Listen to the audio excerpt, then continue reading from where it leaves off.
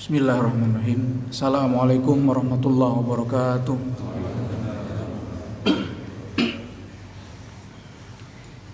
Alhamdulillah, assalatu wassalamu ala rasulillah Muhammad ibn Abdillah wa ala alihi wa sahbihi wa mawalah. Asyhadu an la ilaha illallah wahdahu la syarikalah wa asyhadu anna Muhammadan abduhu wa rasuluhu la nabiyya wa la rasula ba'dahu, amma ba'du. Hadirin jamaah salat subuh Masjid Al-Istihad rahimakumullah. Yang pertama, kembali kita bersyukur kepada Allah Subhanahu wa taala yang telah membangunkan kita setelah tadi malam kita beristirahat. Alhamdulillahilladzi ahyana ba'dama amatana wa ilaihin nusyur. Doa yang patut kita senantiasa baca ketika bangun tidur, ya, sungguhnya adalah doa sekaligus menggambarkan kelemahan kita di hadapan Allah Subhanahu wa taala. Yang mungkin doa ini jarang atau sedikit atau sering dilupakan oleh kaum muslimin hari ini. Seperti halnya juga doa mungkin sebelum tidur, ya. Jadi itu mengapa kemudian ihya'us sunnah, menghidupkan sunnah Nabi itu perlu kita tradisikan di lingkup keluarga kita dalam situasi perkembangan teknologi komunikasi. Misalnya seringkali perangkat komunikasi itu HP misalnya yang terkoneksi dengan internet, TV atau perangkat-perangkat lain justru menjadi perhatian utama, ya. Jadi ketika kita bangun tidur, apakah kemudian kita membaca doa ataukah justru hal pertama yang kita cari adalah HP kita, ya. Termasuk begitu juga begitu kita mau tidur, ya. Apakah aktivitas kita yang terakhir adalah berdoa ataukah aktivitas terakhir kita asyik dengan perangkat HP kita juga. Salawat dan salam tidak lupa marilah kita aturkan kepada Rasulullah Muhammad SAW, keluarga beliau, pengikut beliau insyaallah hingga akhir zaman. Hadirin rahimakumullah, perkenankanlah kami pada kesempatan yang baik ini di pekan kedua di bulan Rajab yang insyaallah itu juga pertanda bahwa kurang lebih kita akan memasuki bulan Ramadan 1 bulan setengah lagi.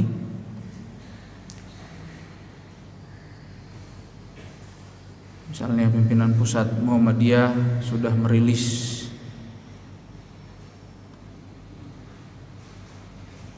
hisab, ya. Sebenarnya rilis ini sudah lama, namun kembali dirilis lagi begitu dekat, ya, dengan bulan Ramadan. Insyaallah 1 Ramadan akan jatuh pada 2 April, ya, hari Sabtu. Itu artinya insyaallah kita akan melaksanakan salat tarawih di hari Jumat malam, ya, insyaallah. 1 Syawal jatuh 2 Mei, ya, hari Senin, ya. Hadirin rahimakumullah, pada kesempatan yang baik ini kami ingin menyampaikan seputar takziah dan ziarah kubur, ya. Jadi, ziarah kubur ini merupakan beberapa aktivitas kegiatan yang mungkin dilaksanakan oleh umat Islam menjelang Ramadan dan ketika nanti di bulan Syawal. Meskipun hadirin rahimakumullah, bila kita memperhatikan dalil, ya, tradisi ini, maka kita menemukan atau kita tidak menemukan dalil yang kuat, ya, bahwa ziarah kubur itu lebih baik atau dianjurkan Nabi dilakukan ketika menjelang bulan Ramadan ataupun nanti biasanya umat di Indonesia ini, umat Islam, di hari kedua bulan Syawal. Namun pada garis besarnya hadirin bahwa ziarah kubur itu merupakan aktivitas yang boleh,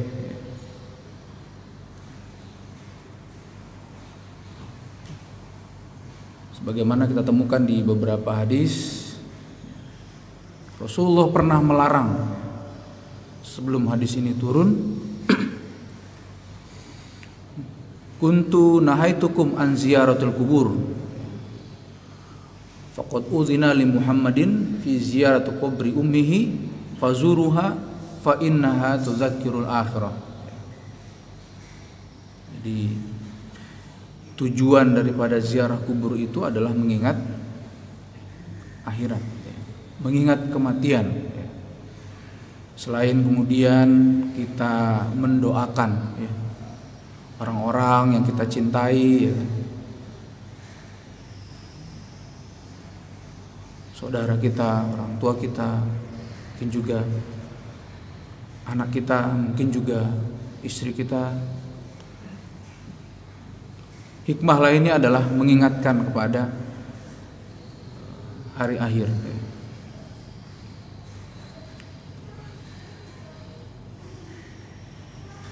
Ada kaidah fikhiyah yang menyebutkan al-amru ba'dan nahyi yufidul ibahah. Jadi perintah setelah adanya larangan itu bermakna pembolehan. Ziarah kubur yang awalnya dilarang oleh Nabi tentu juga ada alasannya. Ketika kita buka-buka catatan-catatan, ya umumnya ada dua. Catatan para ulama mengapa kemudian ziarah kubur itu pernah dilarang oleh Nabi. Yang pertama adalah karena praktek yang tidak benar tentang ziarah kubur, dan yang kedua ialah seputar bahwa ada kesedihan yang berlebihan, khususnya bagi para perempuan ketika melakukan ziarah kubur, sehingga Nabi Muhammad SAW sempat melarang aktivitas ziarah kubur tersebut. Sehingganya dalam situasi kemudian kita bisa menempatkan pada proporsi yang sebenarnya, bahwa ziarah kubur itu tujuannya adalah untuk mendoakan. Ziarah kubur itu tujuannya untuk kemudian kita mengingat kematian, mengingat kampung akhirat, maka aktivitas tersebut dibolehkan. Bahkan di hadis tadi fazuruha, bentuknya itu kata perintah, maka kunjungilah sekarang.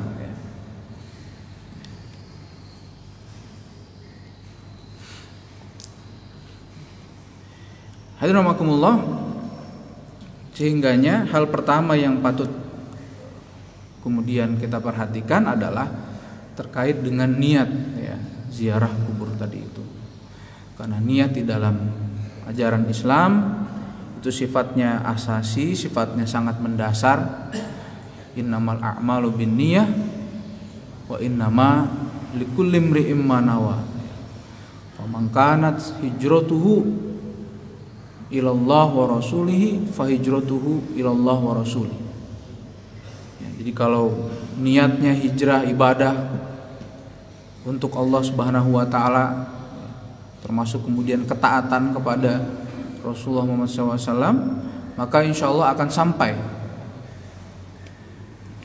Sebaliknya, wa man kanat hijratuhu lidunya yusibuha aw imra'atun yatazawwajuha fa hijratuhu ila ma hajara ilaih. Sebaliknya, jika niatnya hanya sebatas urusan-urusan dunia, maka hanya itulah yang kemudian didapatkan. Ya. Hadis ini memang spesifik menggambarkan tentang hijrah. Ya. Betapa dalam situasi berhijrah itu juga harus ada niat. Ya.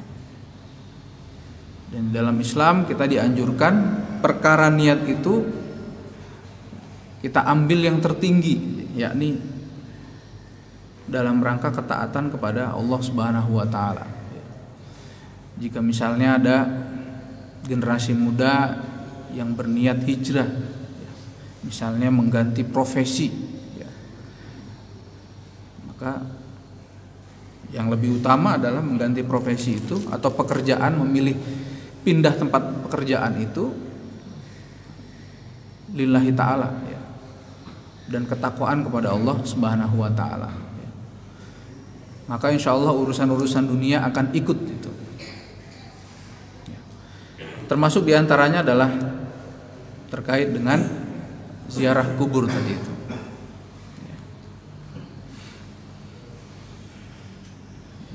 Ziarah kubur mungkin perlu kemudian dilakukan dalam rangka selain mendoakan ingat kematian, termasuk agar kemudian anggota keluarga kita itu tetap terhubung, ya, dalam pengertian sambung, ya.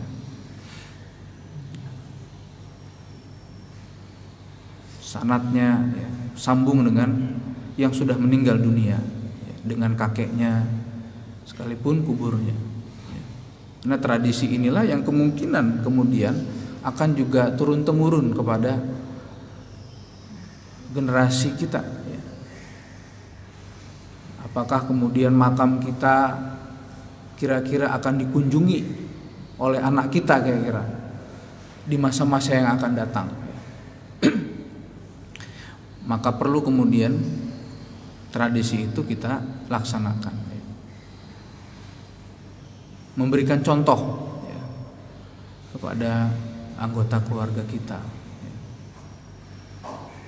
Apalagi di Indonesia, di beberapa makam yang ramai itu kadang-kadang ketika tidak dikunjungi, tidak dirawat, itu bisa geser, ya, bisa tertindis itu. Sehingganya penting untuk dikunjungi, dirawat. Yang kedua, hadiromakumullah, setelah perkara niat, kita dianjurkan untuk mengucapkan salam, ya. Sebagaimana Rasulullah juga mengucapkan salam. Dari hadis jalur Aisyah disebutkan Rasulullah SAW itu ketika mendatangi makam Baqi itu mengucapkan assalamualaikum daraqaumin mu'minin, ya. Boleh kita membaca dengan lafaz yang sudah masyhur, misalnya assalamualaikum ya ahlal kubur, ya. Tujuannya bukan agar kemudian kita terhindar dari katakanlah kerasukan, itu bukan, melainkan karena Rasulullah mencontohkan itu, ya, sebagai adab, ya, ketika kita ziarah kubur, ya.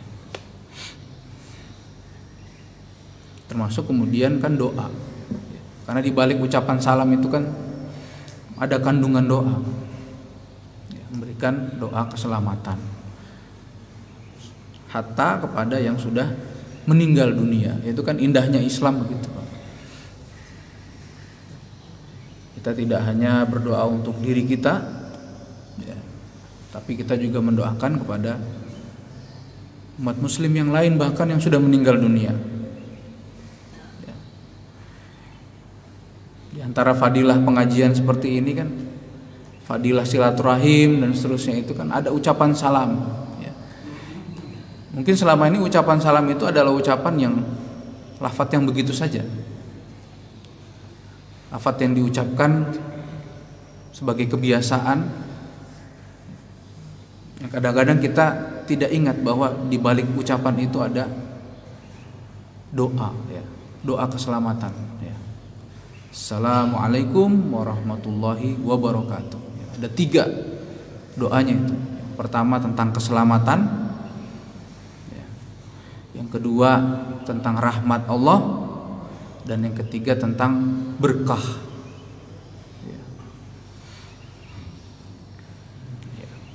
Karena itu ucapan salam, maka dianjurkan kita menjawab juga dengan keyakinan bahwa doa tersebut bernilai kebaikan dan bernilai doa. Ud'ullaha wa antum muqinuna bil ijabah. Kita ini ketika berdoa kepada Allah tuh harus yakin bahwa doa itu akan diijabah oleh Allah Subhanahu wa ta'ala. Jadi bukan sembarang kita mengucapkan lafaz salam seperti itu, tapi sebenarnya ada doa. Termasuk kemudian ketika kita ziarah kubur, ya. Jadi doa itu tadi untuk mereka juga yang sudah meninggal dunia. Berikutnya, sunnah yang dianjurkan Rasulullah ketika ziarah kubur itu adalah melepaskan alas kaki. Jadi melepaskan alas kaki itu bukan karena takut alas kakinya kotor, karena biasanya situasi makam itu belum dicor, jalannya musim hujan begini agak becek. Bukan karena kemudian kita khawatir sendalnya putus misalnya, atau kita bisa terpeleset, namun karena ada pesan Rasulullah tentang itu. Rasulullah melihat ra'a rajulan yamshi fi na'laini ba'dal kubur faqala ya sahibas sabtiyatain alkihima. Jadi ada seorang laki-laki terlihat menggunakan alas kaki, lalu Rasulullah mintanya untuk melepas alas kaki tersebut. Tujuannya adalah ihtiram, Pak. Tadi seperti halnya tadi, datang dengan mengucapkan salam, termasuk kemudian juga dengan melepas alas kaki. Berikutnya yang keempat adalah kita dianjurkan untuk menghadap kiblat ketika berada di kuburan seseorang. Diusahakan untuk kemudian kita ketika berdoa itu menghadap kiblat. Annahu jalasa Rasulullah sallallahu alaihi wasallam mustaqbilal kiblah lamma kharaja ilal maqbarah.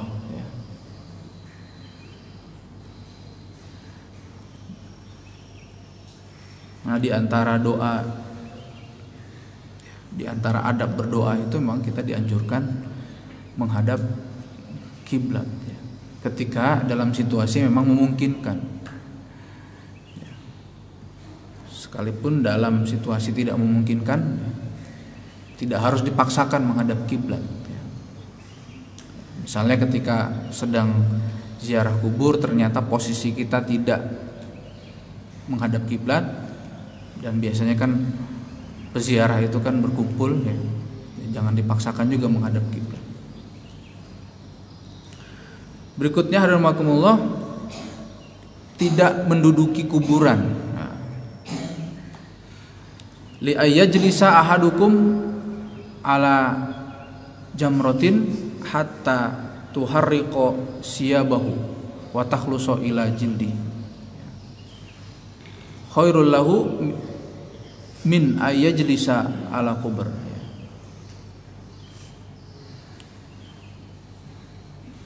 Jadi menduduki kuburan, biasanya kuburan sebelahnya itu saja tidak diperkenankan, apalagi kemudian ketika melangkah tidak memperhatikan langkah sehingga menginjak kuburan. Sehingganya memang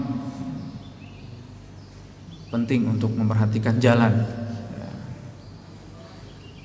Ya, mudah-mudahan Muhammadiyah bisa mempersiapkan lahan kubur ke depan. Beberapa daerah itu punya contoh. Contoh baiknya misalnya di Samarinda, di Banjarmasin. Ya, tidak hanya lahan kuburnya, termasuk kemudian kepanitiaan atau tim fardu kifayah ya, yang dikoordinir oleh masjid ya. Sehingganya itu adalah bagian dari pelayanan kepada umat ya. Termasuk nanti lazismu bisa terlibat di situ ya. Mudah-mudahan program Lazis Muhammadiyah termasuk diantaranya ke depan itu misalnya ambulans bagi yang sakit, jamaah yang sakit ya kan. Apalagi dalam situasi pandemi ya. Termasuk misalnya kemudian dengan ambulans jenazah ya. Sehingga tidak sulit ya, atau bingung mencari ambulans ketika ada yang sakit maupun yang meninggal dunia ya. Karena menggembirakan fardu kifayah itu bukan hanya sunnah, bahkan perintah ya. Perintah Rasulullah Muhammad SAW ya. Sekalipun pemerintah lalu kemudian masjid-masjid besar itu sudah memiliki itu, namun kita juga tentu harus bergerak ke arah sana ya. Berikutnya hadirin rahimakumullah, mendoakan ya, ahli kubur baik yang dituju maupun ahli kubur yang lainnya.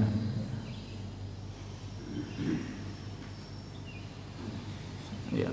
Karena Rasulullah kharaja lailan ilal baqi yastaghfiru lahum wa atalal qiyam wa rafa'a yadayhi salasa marrat. Ya. Jadi Nabi mencontohkan ketika beliau ke Baqi, di Rasulullah mendoakan kepada seluruh mereka yang ada di Baqi, penghuni Baqi. Dan beliau memanjangkan berdirinya wa rafa'a yadayhi. Jadi rafa'a yadayhi, tangannya diangkat ya, itu sebagai tanda bahwa sedang berdoa ya. Termasuk kalau di masjid-masjid Muhammadiyah misalnya kelihatan mubalik Muhammadiyah ketika berdoa misalnya ada yang seperti ini ya, orang Arab itu ketika menunjuk seperti ini itu menunjukkan sedang berdoa ya. Ada juga redaksi yang seperti ini ya, ada dua tangan ya. Ada juga yang telunjuk seperti ini ya.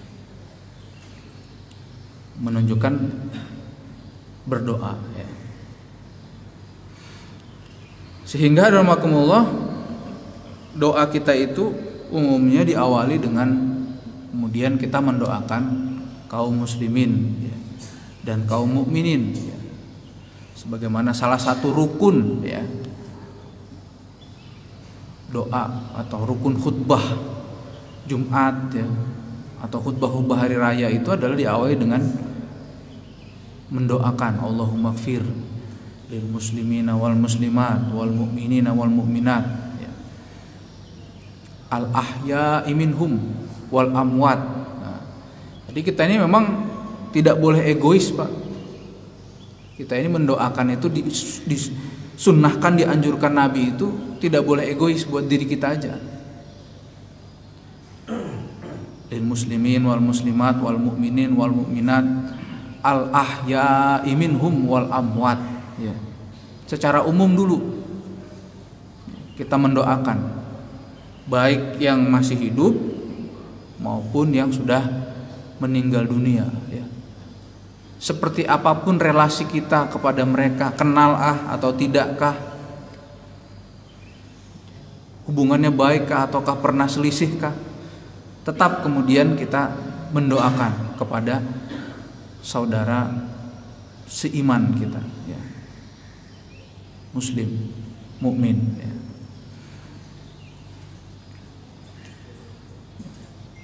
Selain tadi mengucapkan salam yang sebenarnya isinya juga doa ya kan? Termasuk dalam kemudian kita membaca lafaz doa kita tadi. Di antara contoh doa Rasulullah itu kan diawali ya, dengan membaca salawat ya. Boleh dengan membaca Al-Fatihah ya. Bahkan ulama menggambarkan itu adalah tawasul yang paling terbaik, ya, adalah dengan membaca sebagian dari Al-Quran, ya. Yang paling utama Al-Fatihah, ya. Baca surah Al-Fatihah. Bahkan Al-Fatihah itu kan menurut para ulama disebut sebagai Ummul Quran, ya, ibunya Al-Quran. Hadirin rahimakumullah, hal-hal yang perlu kita perhatikan, ya, ketika kita berziarah kubur, ya.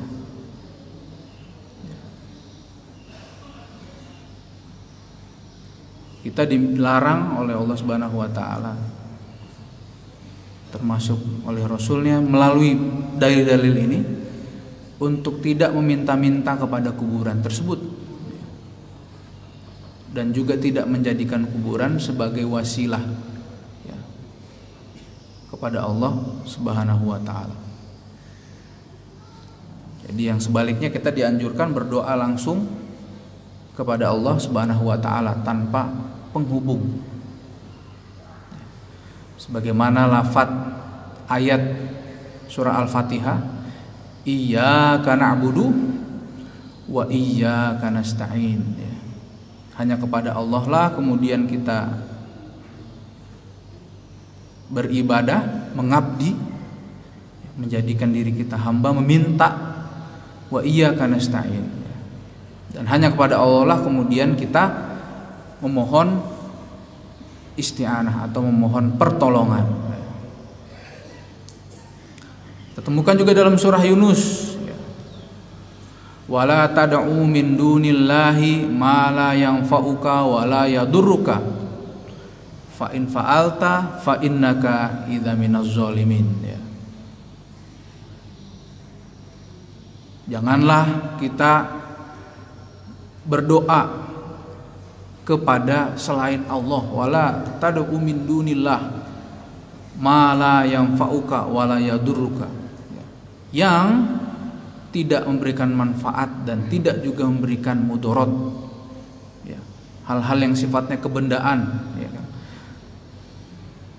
Termasuk kemudian mungkin hal-hal yang diyakini mistis dan seterusnya, ya. Sesungguhnya kata Allah, la yanfa'uka wa la yadurruka, larangannya bentuknya jelas, itu kan. Al aslu fin nahyi yufidul haram, ya. Jadi larangan itu pada dasarnya menunjukkan kepada keharaman. Surah Az-Zumar juga ayat 39 menggambarkan walladzina takhadhu min dunihi auliya'a ma na'buduhum illa yuqarribuna ilallah zulfa. Jadi kalau di ayat tadi digambarkan, ya, bahwa aktivitas misalnya kemudian kita minta berdoa dan seterusnya kepada selain Allah itu termasuk perbuatan zalim, Pak. Fa in fa'alta fa innaka idzal laminaz zalimin.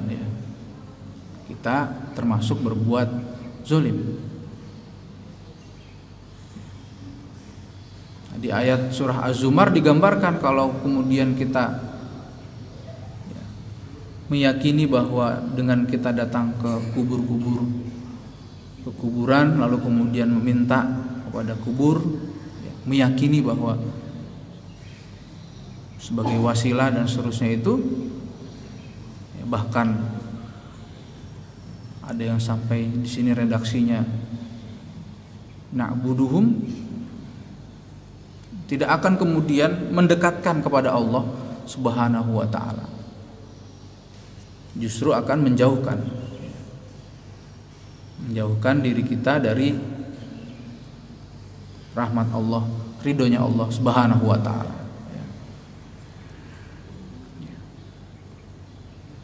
Sehingganya hal itulah yang kemudian perlu kita jaga dalam praktek kemudian kita melaksanakan ziarah kubur.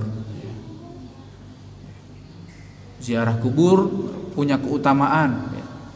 Selain tadi agar kemudian kita ingat kepada kematian ya, termasuk kemudian mendoakan yang sudah meninggal dunia ya, termasuk tadi untuk mengingatkan kita kepada yang sudah meninggal agar tidak terputus riwayatnya dengan keluarga kita. Artinya keluarga kita tetap mengingat ya. Seperti halnya kita juga berharap agar kemudian ya, keluarga, kerabat ya, anak-anak kita juga akan berkunjung ya, ziarah ya. Ziarah itu kan mengunjungi Pak ya, ziarah kepada kubur kita ya. Kita tidak tahu di mana kemudian kubur kita, apakah kubur kita itu dekat ya, di kota ini ataukah di kota lain ya. Wa ma tadri nafsun madza taksibu goda. Tidak ada yang tahu apa yang terjadi di hari kemudian ya. Wa ma tadri nafsun bi ayyi ardin tamut ya. Apakah ketika kita umroh lantas kemudian kita meninggal dunia ya, di sanalah kubur kita. Memang untuk mendoakan tidak harus kita pergi ke Mekah ya kan. Mendoakan ya tidak harus, apalagi kalau sudah di Mekah masuk dalam makam yang besar seperti itu, bahkan tidak ada tandanya. Sehingganya beberapa keturunan daripada orang yang meninggal di Mekah itu berdoanya secara umum karena tidak akan menemukan di mana titik ya, dimakamkannya. Jamaah-jamaah umroh dan haji itu di Indonesia, ketika kita meninggal di sini maka jelas lahannya juga masih banyak, insya Allah ada kesempatan keluarga kita untuk ziarah ya. Termasuk bapak ibu yang suka atau yang sering dinas luar kota nah, tidak tahu kita apakah kemudian meninggalnya kita ini di kota di mana kita bertugas ya. Karena ketika kita meninggal dunia itu dan kita berniat misalnya agar dimakamkan kembali di kampung halaman ya, urusannya tidak sederhana ya. Urusannya rumit apalagi dalam situasi pandemi seperti ini ya. Jadi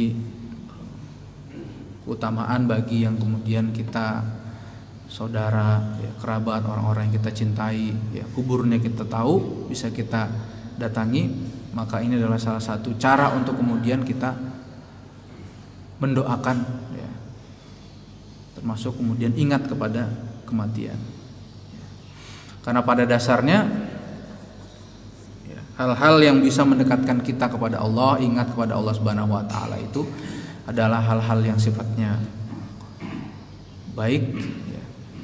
Karena hadirumakumullah pada dasarnya aktivitas kita 24 jam di dunia ini adalah ibadah kepada Allah Subhanahu wa taala ketika ya, kerangkanya adalah kerangka ketaatan. Kerangka ketaatan. Wa ma khalaqtul jinna wal insa illa liya'budun ya. Bukan hanya sholat, puasa, zakat, umroh, haji, tapi juga aktivitas yang lain termasuk mendoakan dan ziarah kubur ya. Ibadah ya, pada Allah Subhanahu wa taala.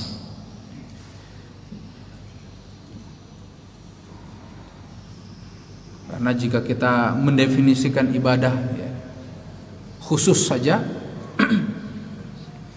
maka sesungguhnya sempit.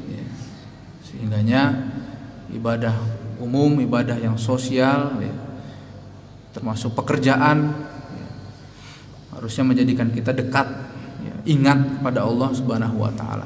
Kita ini kan seringnya Pak ingat Allah ketika di masjid ya. Tapi begitu kita di pasar ya, begitu kita kerja ya, seolah-olah kita tidak ingat kepada Allah Subhanahu wa taala. Hal ini mengingatkan kepada kita betapa pentingnya kita menjaga yang namanya iman kita kepada Allah Subhanahu wa taala. Bahwa kematian adalah peringatan ya. Kematian adalah pengingat, reminder, alarm ya, bagi kita. Bahkan disebutkan dalam sebuah hadis bahwa kematian adalah nasihat terbaik ya, agar kemudian kita ingat kepada Allah Subhanahu wa ta'ala. Kami kira ini yang bisa kami sampaikan pada kesempatan yang baik ini ya. Selain misalnya menghadapi bulan Ramadan ya, kepada keluarga kita masih ada kesempatan khususnya yang perempuan untuk kemudian diingatkan, yang anak-anak juga yang tahun lalu umumnya masih punya hutang puasa ya, untuk kemudian mengkodoknya ya. Jangan sampai nanti sisa 1 minggu itu baru sibuk untuk kemudian mengkodok puasa tahun lalu utangnya ya. Jadi masih ada kesempatan 1,5 bulan ya, untuk kemudian mengkodok puasa hutang tahun lalu. Ini adalah salah satu cara kita untuk menggembirakan hadirnya bulan suci Ramadan yang kita yakini bulan tersebut ya, berdasarkan hadis yang sahih bahwa bulan suci Ramadan adalah bulan di mana ya, pelaksanaan ibadah kita dihitung oleh Allah Subhanahu wa taala berkali lipat daripada di luar bulan yang lain, termasuk mengandung maghfirah, ampunan Allah Subhanahu wa taala. Man shoma ramadhana imanan wa ihtisaban ghufira lahu ma taqaddama min dzambi. Kita yang menegakkan nilai puasa, berpuasa sungguh-sungguh di bulan Ramadan karena iman wa ihtisaban, berharap balasan Allah Subhanahu wa taala, maka Allah akan ampuni kita dari dosa-dosa yang kita lakukan di masa lalu. Sehingganya mari kita bergembira menyambut bulan suci Ramadan. Hadanallahu wa iyyakum ajmain fastabiqul khairat. Wassalamualaikum warahmatullahi wabarakatuh.